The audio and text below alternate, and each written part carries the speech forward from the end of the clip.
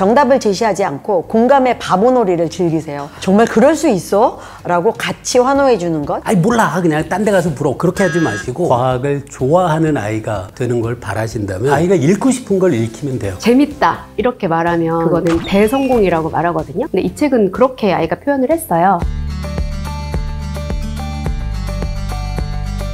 네, 안녕하세요. 저는 성균관대학교 물리학과에서 일하고 있는 통계물리학자 김범준입니다. 초등학교 한 3학년, 4학년 미국 나사에서 우주왕복선을 발사했다 그러면은 스크랩북을 만들었던 기억도 나고요. 컬러 화보 같은 게 많이 담겨있는 백과사전이 집에 있었는데 처음부터 끝까지 계속 보면서 비행기의 구조, 로켓의 원리 그런 거는 굉장히 인상적으로 봤을 정도로 아마 어려서부터 어떤 과학, 공학 그런 쪽에 관심은 분명히 있었던 것 같아요. 제가 좋아하는 것들은 굉장히 적극적으로 도와주시는 분이었어요. 중학교 때 천체 망원경을 사고 싶었어요. 근데 제 용돈으로는 10만 원짜리 망원경을 사는 걸 상상도 못했거든요. 근데 그게 너무 갖고 싶어갖고 1년을 모아서 5만 원이 됐거든요. 그때 저희 아버지가 나머지 모자라는 금액은 줄게. 그래서 처음 망원경을 샀던 기억도 나요. 초등학교 때 독서는 재미있는 이야기책 같은 것을 읽는 듯한 느낌으로 읽었던 것 같아요. 그러다가 중학교 학생 정도 되면서부터는 이제 본격적으로 과학책에 관심을 갖게 됐죠. 제 인생책이 칼 세이건의 코스모스인데요. 중학생 때 들어서 그 책을 꼼꼼하게 읽을 수 있게 만든 원동력은 초등학교 때 가지고 있던 관심을 잃지 않아서겠죠. 과학이 다른 분야에 비하면 갖고 있는 독특한 특성들이 있거든요. 과학자들이 세상을 보는 관점, 과학적인 사고방식 같은 거는 중요하다고 생각해요. 과학적인 방법으로 생각하는 힘을 길러줄 수 있다면 어떤 책이라도 좋다고 생각해요. 아이가 읽고 싶은 걸 읽히면 돼요. 아이가 목성의 위성 사진을 보면서 와, 지구 바로 옆에 있는 달하고는 너무 다르네요 라는 느낌을 받는 것이 목성의 위성이 몇 개인지 외우는 것보다는 훨씬 더 중요하다고 생각해요.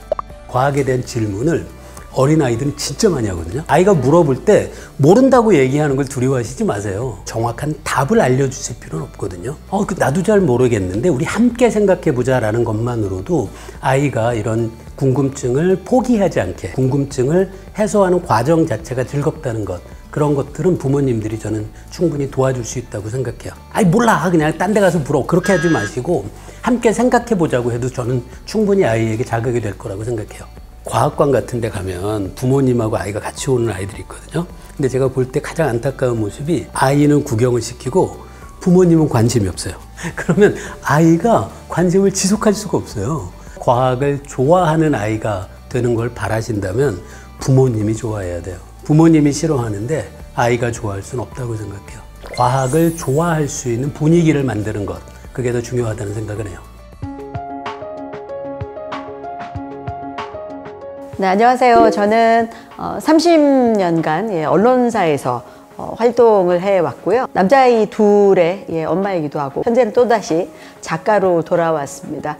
과학을 하고 있는 저희 큰아이는 왜요? 라는 질문을 굉장히 많이 했어요. 교육에 대한 취재로 많은 시간을 보냈고 아이를 정성껏 키우신 어머님들을 많이 인터뷰를 저도 해보니까 아이의 작은 이야기에도 허투루 대답하지 않아야 한다는 말씀들을 정말 많이 하셔서 왜요? 라고 질문할 때 답을 주기 위해서 굉장히 노력했어요. 두 번째는 아이들이 질문할 때 호기심을 많이 보였어요. 엄마가 놀라는 표정을 지어주면 나의 궁금증에 우리 엄마가 굉장히 환대하고 있구나 라는 인상을 갖게 됐던 것 같아요. 큰아이는 5살, 6살쯤 됐을 때 실험하는 걸 매우 좋아했어요. 현관 입구에 있는 작은 화장실이 그 아이의 실험실이었거든요. 치우지를 않았어요. 어느 날 들어가면 썩은 내가 진동을 할 정도인데 그 냄새조차도 이 아이에게는 소중한 본인의 세계라고 생각을 해서 그 실험에 가족들이 굉장히 좋아했어요. 환대하고 호기심이 거기까지 가도록 하려면 지식적인 면도 필요하지만 아이가 그 세계에 몰입해 볼 수 있는 자기 시간이 굉장히 필요한 거라고 생각을 했거든요. 저는 의도된 게으른 엄마였거든요. 제가 취재한 많은 엄마들이 다 그 말씀을 하셨거든요. 책을 좋아하게 만드는 방법은 너무 쉬워. 책을 눈에 띄게 보이게 만드는 거야. 그래서 부지런한 엄마가 되시면 안 돼요. 너무 깨끗한 어머님들은 빨리빨리 치우세요. 책 쌓기 놀이도 정말 많이 하고요. 본인이 좋아하는 거 슬쩍슬쩍 바닥에 늘어놓는 거죠.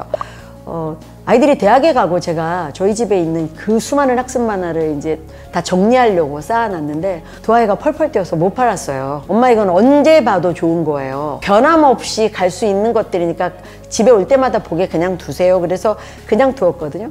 글줄이 갖는 힘은 책에 몰입해서 문해력, 이해를 따라가는 거지만 만화가 갖는 힘은 보이지 않는 공간에 자신의 생각을 넣을 수 있는 힘이거든요. 만화로 아이의 생각을 이끌어내고 재미를 보게 해준 다음에 그 다음 단계가 엄마하고의 상호작용이라고 생각해요. 비어있는 공간에 자기가 채운 생각을 엄마하고 의견을 나누고 부모님이 조금 더 그 의견을 채워주려고 하다 보면 엉뚱한 상상이 아니라 그것이 아주 체계화되고 구조적인 지식으로 가고 또 이 아이가 그 다음 단계로 나가는 밑거름이 되는데 아주 큰 역할을 할 수 있을 거라고 생각해요. 아이가 어떤 질문을 했을 때 답을 빨리 알려주면 자기 나름의 생각으로 뭔가 궁리해보고 탐색해볼 수 있는 시간을 잃어요. 그래서 정답을 제시하지 않고 공감의 바보놀이를 즐기세요. 정말 그럴 수 있어? 라고 같이 환호해 주는 것, 그것이 굉장히 중요하다고 생각했고, 아이의 사고에 자꾸만 끼어들어서 아이의 생각을 방해하는 것, 끼어들기를 금지하셔야 됩니다. 세 번째는 의심하지 마십시오. 아이가 어떤 이야기를 했을 때 말이 돼?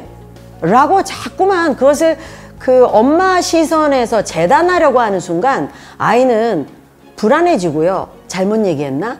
내가 말한 게 이상한가? 라는 생각을 가질 수 있을 것 같아요. 그래서 아이들의 상상력과 아이가 가진 재능, 역량을 키워주는 데는 보고 스스로 느끼는 것만한 재산은 없다는 생각이 들어서 정말 수도 없이 발품을 팔았어요. 어느 날 제가 김해 천문대에 저희 아이들하고 갔던 걸 기억하는데 아이들보다 제가 더 기뻤어요. 엄청난 망원경으로 본 그 토성의 모습을 제가 잊을 수가 없어요. 정말 토성이 띠를 이렇게 두른 채 진짜 제 눈에 보이는데 그 신비함이요, 기가 막히더라고요. 토성을 보고 제가 어른이 되어서 느낀 신비함을 아이들은 매일매일 느끼고 있을 겁니다. 어려서 아이들의 세계를 좀 확장시켜주는 데는 발품을 정말 많이 파셔야 됩니다.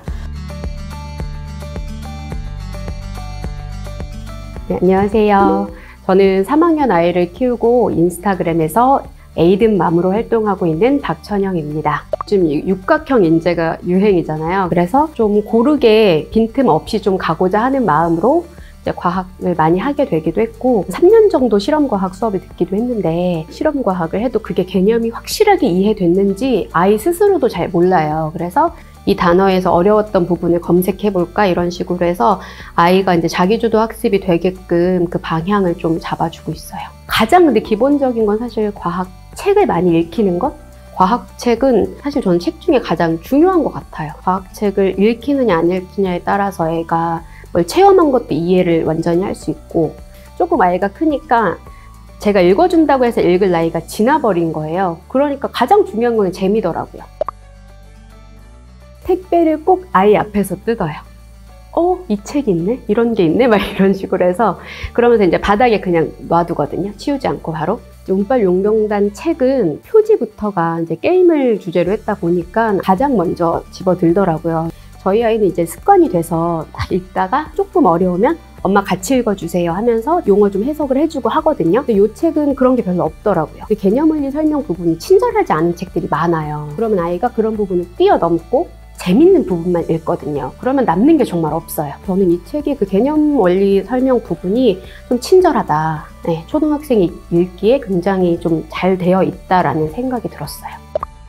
큐에 보이면 아이는 무조건 찍어보고 싶어 하거든요. 우선 그 초등학생 눈높이에 맞춰 설명을 해주시더라고요. 아무래도 유명한 선생님이시다 보니까 굉장히 재미있게 강의를 해주셨고 그 강의 하나의 내용 자체가 길지 않아서 아이들 집중력에 딱 적합한 정도이지 않을까라는 생각이 들었습니다. 저는 만화를 난 절대적으로 안 읽힐 거야 했던 사람이었어요. 아이가 그냥 만화 부분만 보고 실제로 이제 공부하라고 넣어놓은 페이지는 그냥 패스하고 이런 경우가 많더라고요. 그러면 잘 골라 읽히자라는 마음으로 개념 원리 부분이 좀 수월하게 읽히는가, 만화적 요소가 가미된 줄글책인가. 운빨 용병단 책은 아이들 눈은 좀 사로잡고 엄마들이 또 선호하는 줄글 형식이 되어 있고 그 안에 또 지식도 담고 있고 겉표지만 보고 만화책이네 이렇게 했는데 사실상 들춰보면 굉장히 그냥 완벽한 지식책이거든요. 그래서 저는 엄마가 조금 노력한다면 학습 만화도 충분하게 아이한테 지식 쌓는 데 도움이 되지 않을까 싶어요. 뭐가 새로 교육 기조가 나오면 좀 찾아보긴 하거든요. 결론은 책 읽기를 열심히 해야겠다. 초등학생 엄마들은 어떤 책을 읽혀줄까 보다는 좀 많이 다양하게 읽히자라는 생각으로 해서 그런 식으로 좀 자연스럽게 하다 보면 아이가 깊이 있는 공부가 들어갔을 때 좀 수월하게 갈 수 있지 않을까라는 생각을 했어요. 사실 이제 과학 문제집을 풀릴까 막 이런 고민들을 좀 여러 가지 했었어요. 근데 3학년부터 문제집을 풀릴 필요가 있을까라는 의문점이 생기더라고요. 근데 또 책만 읽는 거는 좀 막연해서 불안하기도 하거든요. 그래서 이 절충이 잘 될 수 있는 책들이 좀 많이 나왔으면 좋겠다. 운빨 용병단 책은 초중고 과학 교과랑 연계가 돼 있는 책이잖아요. 그리고 또 최신 트렌드도 반영이 되어 있고 그런 책들이 좀 많이 나와준다면 책 읽는 것만으로 공부가 될까라는 의문이 좀 풀리지 않을까라는 생각이 들고 저는 지금처럼 다양한 책 읽히면서 아이랑 많이 대화하면서 공부를 계속 이어갈 생각입니다.